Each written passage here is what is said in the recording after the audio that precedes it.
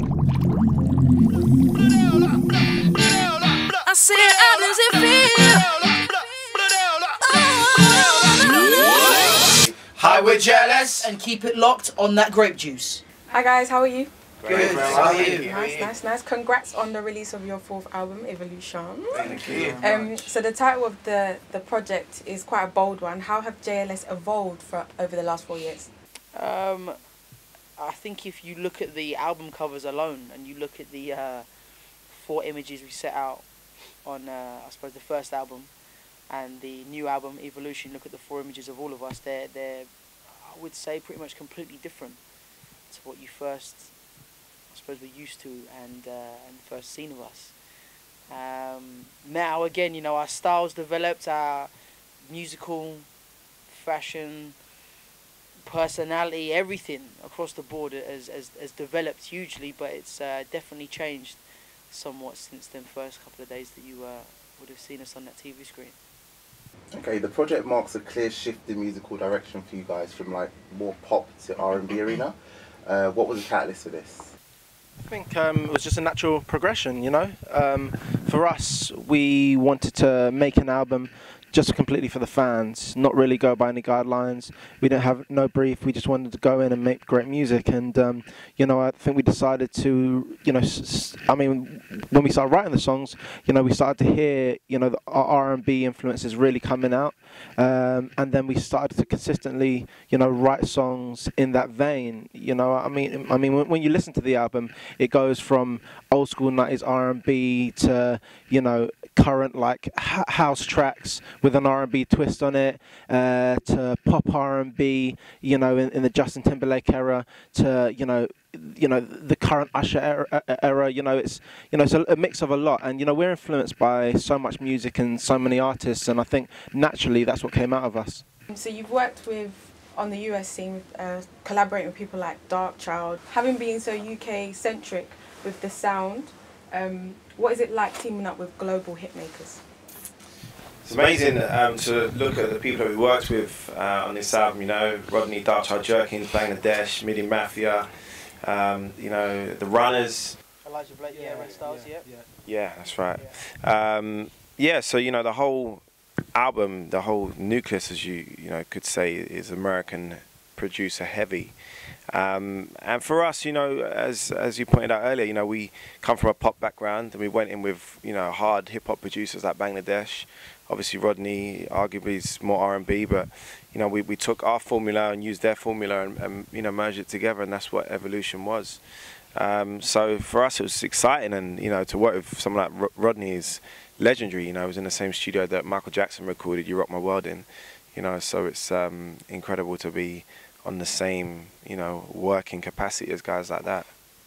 Okay, you're credited with co-writing every track on the album. How organic was the process of writing this particular project compared to the previous 3?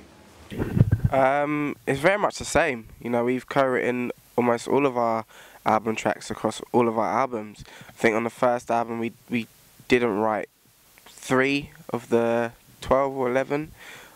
Yeah, on the second album I think it was only 1 of the 12 or 11 or 13, and you know, on this album it's pretty much the same. I think there's only 1 album on there that we didn't co-write, and it was actually written by a friend of ours who we had co-written Hottest Girl with, and you know, we really loved the song. You know, he said, you know, what do you guys think of this?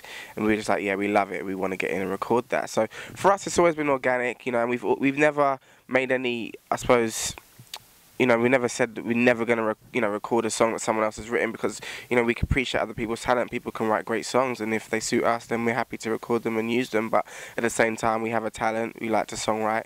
We love getting in the studio and working with different people, different creative ideas, and sort of, you know, coming up with different sounds and different, I suppose, playing with different genres. And, you know, that's what we have done and what we'll continue to do for years to come.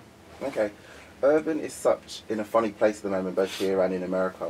Did you have any apprehensions, you know, rooting your success in pop music, trying to divert to the urban arena, knowing how funny it is on a commercial front, both here and in the States? I think the whole urban music scene is like, it's popular music, you know. You look at like Usher and Neo and Chris Brown, they're doing Euro dance tracks with an R&B edge. You know, you could say arguably taken from what European people have started off with. So the whole US UK thing for me is merged into one where you can go to America and work with American producers and have a sound that UK producers would have if they worked with UK artists would have if they worked with American guys and vice versa. So I think it's all, as you said, a bit of a mishmash really. There's not really a defined line now between UK and US production. I think it's all very much synced into one, and that's fantastic because if you look at how big the US is compared to the UK, for example, it's testament to how strong our industry is, how many artists are taking from one another and collaborating on a world scale. It's incredible. Well, leading from that, with such US geared influences, do JLS have any plans to crack America? I think that's the question that every artist always gets asked, and for every artist to answer back should be it's about every territory in the world. It's about everyone around the world hearing your music. Do you know what I mean? America obviously is, I suppose, the holy grail, I suppose, for a lot of artists. But there's big places out there. You've got Asia, you've got Australia, Africa, the whole of Europe. All these places that want and love music and have got different styles of music. And as you see from artists all around the world, they're taking from these places and using them in their own style of music. As the greats, the Ushers, the Beyonce's, Chris Brown, everyone. They're all taken from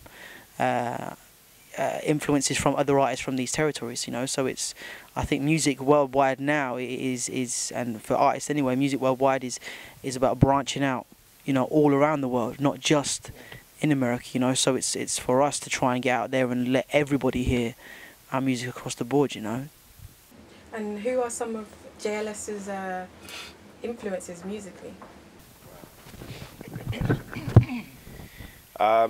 You could go right back to the greats, Michael Jackson, Marvin Gaye, Prince, Stevie Wonder, Donny Hathaway. You can bring it a little bit older school in terms of Blackstreet, Jodeci, Jagged Edge, Boyz II Men, Shy.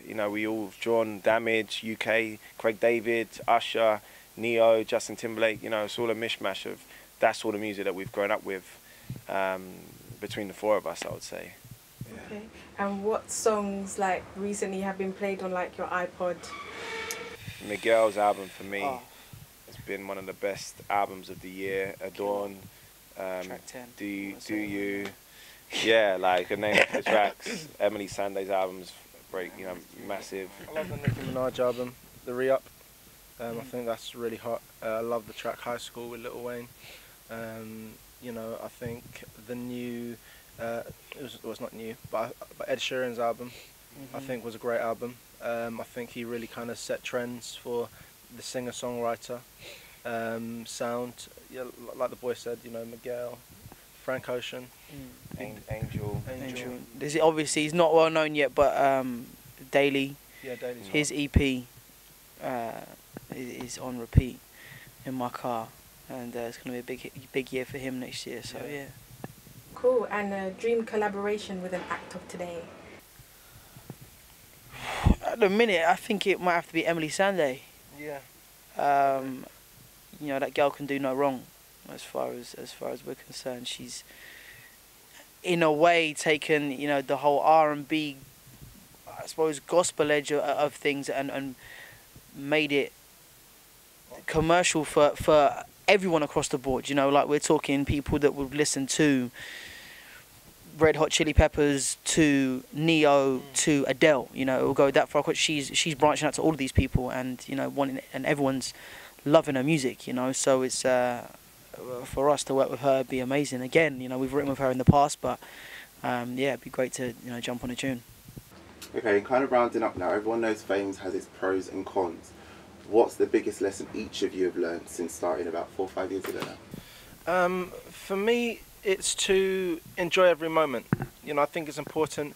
I always try and sometimes take mental pictures of things that we achieve or amazing moments. Like the Brit Award, the night we won the 2 Brit Awards, I really took in that moment. Every last day of our tours, whatever tours we do, I always really try and take a mental picture of those moments, because I know that we'll never do that again. It's going to be on to the next one, you know, and I think that's really important to appreciate, you know, having the career and the success that we have, and not taking it for granted. Okay. So of course evolution is your priority at present, but and you've got a nationwide tour coming up next year, right? Yes. Beyond that, are there any plans for like solo projects? I know there's a lot of murmuring about that. Will so and so do this? Will so and so do that? We saw with Girls Aloud, Cheryl went and did her thing. I believe Kimberly's doing stuff now as well, but they're still a collective. They haven't broken up. Is that in the works for JLS? Well, obviously, you know, at the moment, our focus is JLS, and JLS will always be our focus, even when we're 60 years old. You know, the four of us are brothers, and, you know, it's amazing the bond that we've got. Obviously, Aston's working on Got to Dance at the minute. He's a judge on that. Risha's managing Samax. You know, so we do have our eyes on the individual projects, but that, you know, won't affect, you know, the nucleus of JLS. You know, that will always, you know, remain intact, and we'll always be releasing albums and tours.